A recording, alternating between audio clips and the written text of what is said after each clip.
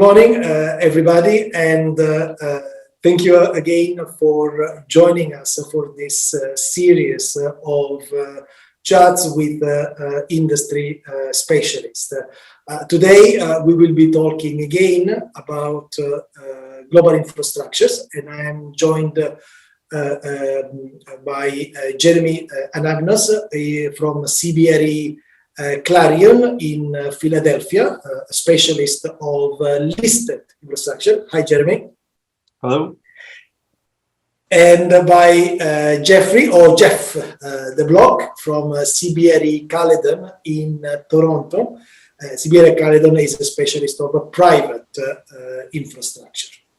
So, Jeremy, Jeff, last time we discussed about infrastructure 1.1, or 1.0, okay, introduction to infrastructure. By the time we finished recording that episode, I heard on your webinar that you have introduced infrastructure 2.0. Okay, so I said it was a very timely to go and do a quick sequel to the previous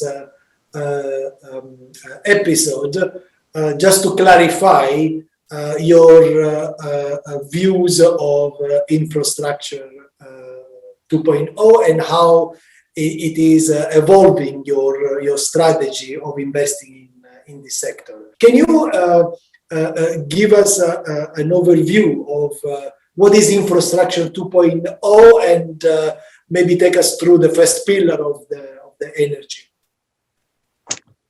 Sure, Rogerio. Thanks for introducing this topic. You know, we covered the Infrastructure 101 and talked about the essential nature of the assets and their role in society, and that makes them intrinsically important to our environment and society at large, because we do use them every day. They have such characteristics that we want them to be more sustainable. And I think that's where the Infrastructure 2.0 comes in, is that we are globally transitioning towards a recognition of the impact that our assets can have that we use every day on our environment, and we want them to be less impactful, right? Less impactful from whether it's carbon intensity or other ways of impacting our environment. So fortunately, we've had such an improvement in technology and innovation that we see, you know, the impact of that confluence of desire for sustainability and then the technology and the innovation of smart grids and smart data and use of data to better incorporate these assets into our daily lives. And there's three critical areas that you can see here outlined, from energy to transportation, and then of course communications. Understood. So when we go to the energy, you introduce this concept of energy transition. So in other words, from what I understood, you are not looking so much at the traditional type of infrastructure, say oil and gas pipelines, but you are looking at presumably renewable energy. So what is this energy transition, and how are global infrastructure investors playing this theme? Yeah, and energy, of course, is one of the largest producers of carbon. The energy production and distribution leads to higher levels of CO2, and that, of course, impacts our environment. That was a key part of the messaging coming out of the Paris Climate Agreement, you know, a number of years ago, and a recognition more and more as governments as well as corporate entities are establishing targets of net zero by 2050, and then even earlier than that, as we are going to attempt to reduce the impact of our emissions and increasing the temperature of our world. It just is leading to environmental disasters and all sorts of related events. So this transition is targeting a reduction of those fossil fuel-based energy sources. The biggest one, of course, has been coal, and the shutdown of coal plants has begun in certainly the developed markets. But it also then leads into other forms of energy, as you noted, natural gas and oil, which are still prevalent. And so how can we make them cleaner? And how can we transition towards cleaner energy generation itself? This transition to the clean energy environment is supported by, importantly, regulation and policy. And that's a key driver of the targets, as shown on this slide here, the increasing penetration of low carbon sources. And given the net zero targets put out by governments and increasingly by corporate entities, even in law in Europe, is only going to lead to further demand for the generation assets themselves, the wind and solar. But it requires all sorts of investment, the smart meters and the investment in the grid itself, to allow for the communication of data so that we better understand how we use energy. And all of this is driving a new way of thinking about infrastructure as an energy asset, and that goes to the 2.0 that we've introduced here. Understood. So clearly the wind farms, solar farms, they have been around as investment opportunities now for 10, 15, even 20 years. Okay. Are these still areas in which you are investing, it's worth investing, or we should start already looking at alternatives to these alternative assets? That's a great question. They have been around for a while, and of course they were mostly subsidized, and they were in a period where they were not cost competitive with the traditional forms of energy. But two things have occurred. One is that the cost of development of those assets and their effectiveness or their productivity in generating power has improved dramatically, so that they are more competitive and even lower in a number of cases in terms of cost than traditional sources. The other point is that we need a lot more of them. And so as an investment opportunity, the amount we've built over the last several years, we're going to, as a globe, accelerate that investment. And so it remains a very important investment grouping, I think, for infrastructure investors. And there will be significant areas to deploy capital. On your last part, there is going to be new innovation and technology that will drive interest in other forms of how we can improve the impact of clean energy. And so you're hearing things about carbon capture. You're hearing about green hydrogen type projects. These are still early stage and will have to be subsidized themselves, like renewables were a number of years ago. So there's opportunities to look at companies of scale that can invest in these technologies, but not necessarily be the only driver of their business. And if it doesn't work out, it doesn't have a significant impact on their outlook. So I would say we focus on companies of scale that can participate in some of that new technology in the listed market, but we don't look at the pure clean tech energy opportunities as core to the type of risk return that we're willing to undertake.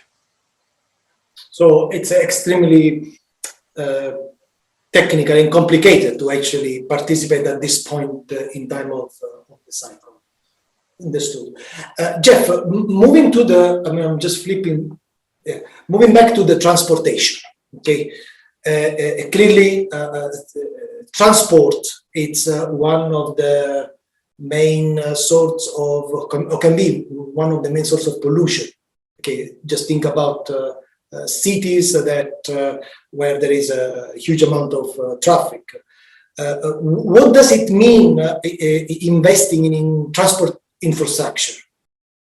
Very good. As far as investing in transportation infrastructure, I think once again, it's this whole infrastructure 2.0 theme of, ensuring that you have the fundamental building blocks of infrastructure, demonstrating those core characteristics and capabilities of it, being once again an essential service, high barriers to entry, and predictable cash flows. And as we look for, as we look to sort of brand this idea and concept of infrastructure 2.0, it's really taking those core fundamentals and future proofing it, and making sure that these long-term assets, these long life assets, will be there doing what's needed of them, for the decades to come. When we look at transportation assets, there's sort of many types of investable assets out there. But one that we've really sort of spent a decent amount of time focusing on, has been ones with that require and need a green element to it. Over the last couple of years, we've made a few investments in this space. One of being a ferry business in Norway, and the other being a bus business, also sort of up in the Nordics. Both these businesses are I think, a unique and a unique way to play the transportation element. I think we've also been able to sort of immunize against some of the GDP exposure. And what we've been doing is, picking up long-term contracted / availability type payments on the leasing of these assets to municipalities. And what we've also done is found a way to incorporate a good environmental ESG theme, where there is a need for hydrogen power, renewable, electricity focused sort of methods of transport, and that's what we've been able to deliver on. So both those businesses that we've recently acquired, being the ferry business in Norway, and also the bus leasing business in the Nordics, we've been able to focus on and kind of pick up assets that really exemplify what we're looking for there. And I think that's what really plays into the core infrastructure characteristics, but also being able to be future proofed here. And I think these are types of plays that we've developed a good reputation in the sector, where we have a good lead on finding more businesses like this, but also deal flow is coming to us, where people are coming to us saying that we've been a leader in this space, and deal flow is coming to us for people to partner with, or else sell outright too. Understood. My next question, actually, it's generic, but we can apply it specifically to the transportation assets. When we look at a 2.0 type of approach to investments, clearly we are looking at a lot of technological innovation, investing at the forefront of the technological innovation. So if we take, for example, the transportation, here in Dubai, we have been experimenting with flying taxis, for example, autonomous driven vehicles. How do you balance, if you want, the need of investing in technologies that will be future-proof for the next 20, 30 years, and also the security of income, i.e. not going into just experimenting at this point of the cycle? Sure. I think I heard a key word in there is that balance, Rogério. And once again, I keep coming back to this point of building a portfolio of true infrastructure businesses, but also making sure that it's future proofed. To give a bit of a case study, an example of an investment that we've made in the communication space, the digital communication space, is the data center business. People constantly, sort of ask me, Jeff, what's the technology risk here? And I think that, we spent a fair bit of time looking at it during our initial diligence, and I think it's safe to say it is actually quite muted. The servers, the technology is being provided and supplied by our customers.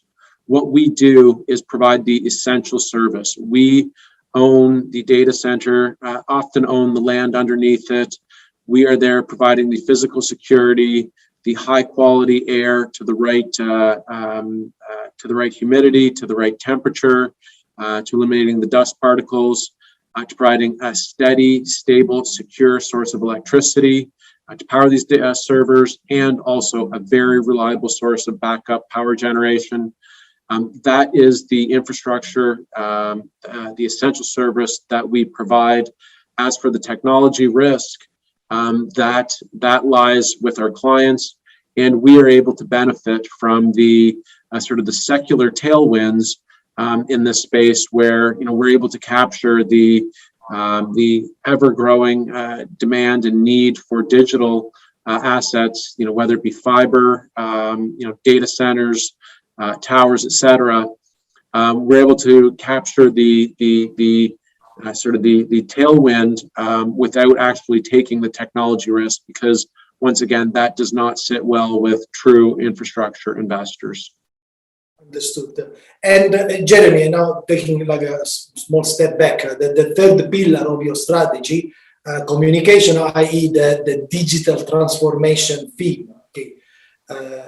This is something that 5 years ago, very few people were talking about, and now after 1 year of forced lockdowns and being able to use video communications for many things, everybody's talking about. Can you just give us a flavor of what is this digital transformation, and what are, if you want, the pillars to invest in? What are the infrastructure assets in which to invest to participate into this digital transformation of the economies? Yeah, certainly, Ruggiero. And I think, both you and Jeff kind of touched on these key points, which, one is a trend that was already in place in terms of the Internet of Things and our use of data for our every part of our daily activities, whether it's, in our homes and our appliances that are, talking to each other, or cars that are using data. Of course, now we use it for work. Also schools, and if you think about healthcare and home office visits that are being done virtually, all of this massive increase in data requires the physical assets that facilitate the movement of that data, the storage and the processing of data. So Jeff noted, critical assets being the data centers that store and process, and then of course the assets that are transmitting the data, the fiber networks, the towers for mobile communications, and they're all connected. These are, very, network type of systems that require each other. And so the more you have, the more essential the asset becomes. And that's kind of how we think about, this 2.0 and its tremendous shift in, where we see, the market going to be over the next 10 to 15 years. And there will be more technological innovation. I think Jeff noted that as well. But of course, owning the assets, the technology shifts around it. We're going to 5G for mobile towers from 4G. The tower stays. It's just new equipment that goes up on the tower, which, is invested in by the operators, the mobile operators themselves. So the assets have tremendous barriers to entry and competitive positioning, with not a lot of capital outlays from the technological standpoint. Still on this subject, as the world becomes more interconnected, we inevitably become more exposed to vulnerabilities of the network being, if you want, hacked.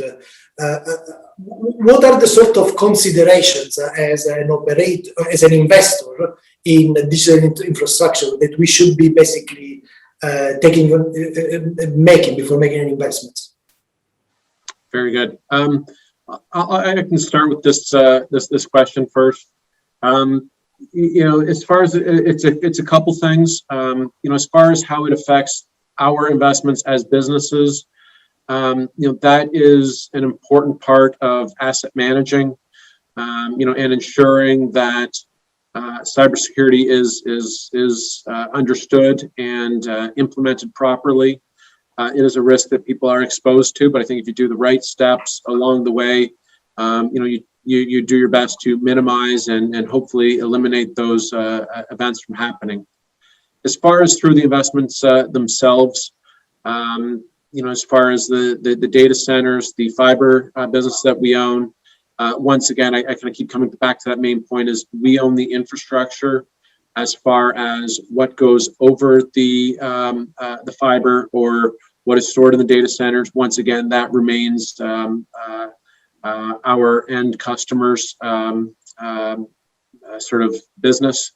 What we do is once again kind of provide those essential services and collect those predictable cash flow streams. So do you think that the emergence and increase of this potential threat might hinder the if you want, the outsourcing by tenants of the use of the digital infrastructure, or can be actually a positive in the sense that the tenants might require a better or more secure environment, say, to house their servers? I mean, just think of a bank that will be subject constantly to cyber attacks. Would they go to the route of owning and protecting their data centers, or maybe go to a specialist data center operator that say operates like military grade type of cyber security firewall around their assets? Yeah, great point. Once again, as far as our data center businesses, it's just worth differentiating our two businesses, one being Vantage, where we're sort of partnered up with, call it, the largest couple dozen hyperscale players, very large enterprises globally. Those businesses themselves are deeply entrenched in sort of the IT space, whether it be social media, whether it be providing hyperscale services. So they take the sort of that risk on themselves. DataBank, on the other hand, is more of a co-location with some retail exposure in the data center space. It has actually been a very large beneficiary of people looking to outsource their own data center capabilities. And one of the services we do provide is a managed service where we assist our clients with the protection against sort of ransomware phishing attempts, and ensuring that their data, that their websites, their online transactions are being stored and safely taken care of. Good. One last question, just talking about how to gain exposure to these three themes. Are out there, beside private infrastructure funds, listed, if you want, the infrastructure products that play the individual sectors? Obviously, this is for you. Yeah. Yeah, thanks, Rogério. We don't see sector focused as much in the listed infrastructure market as we do a global diversified sector exposures that would capture each of these types of investment opportunities. And our own strategy is very diversified across each of these types of sectors and underlying themes, and they play a prominent role in the way we think about the investment potential and the growth opportunities, certainly in the efforts of movement towards clean energy and its related impact to multiple types of sectors, and the communication theme and opportunities. So these are all prevalent to the underlying assets, which means it's relevant for both a listed and a private, I think, investor. And the way that you would build a portfolio, I think, would be to try to capture each of these within a diversified portfolio allocation. Understood. Okay. I think our time is up for today. Again, Jeff and Jeremy, thank you for your time. And hopefully there will be a new opportunity to talk. Thank you. Bye-bye. Very good. Thank you.